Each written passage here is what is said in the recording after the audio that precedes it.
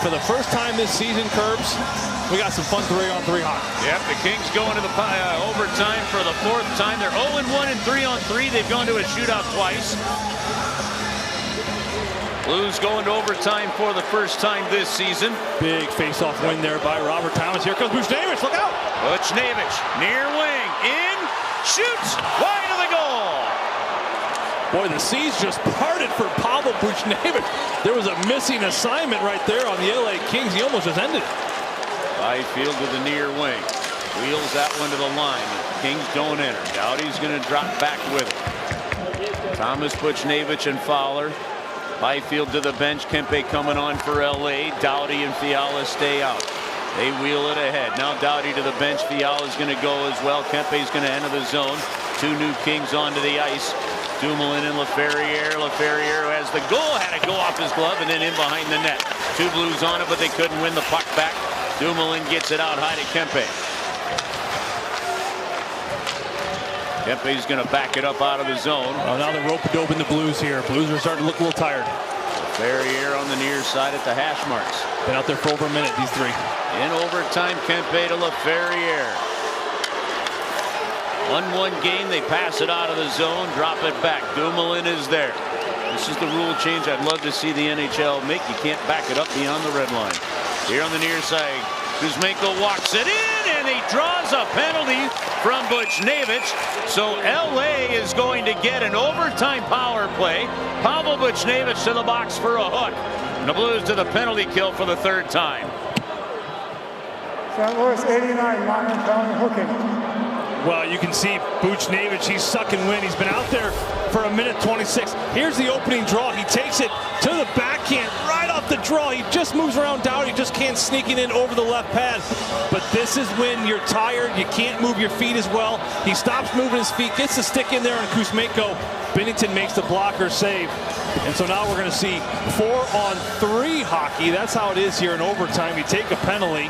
It's not 3-on-2. They end up shifting it to a 4-on-3 with one of your best killers down in Buchnevich in the penalty box. So they're going with Pius Suter, Colton Parayko, and Philip Brober. We're going to have a timeout. Blues are going to take. I think the Blues took the timeout here. Yeah. Well, keep in mind too, they may want to get Cam Fowler a little bit extra rest here. Also, they're going to talk it over. Now, the Curbs, this isn't a situation you practice very often. You know, with the condensed schedule this season, Mike Weber right there, he's trying to go over some nuts and bolts because you don't practice a ton right now.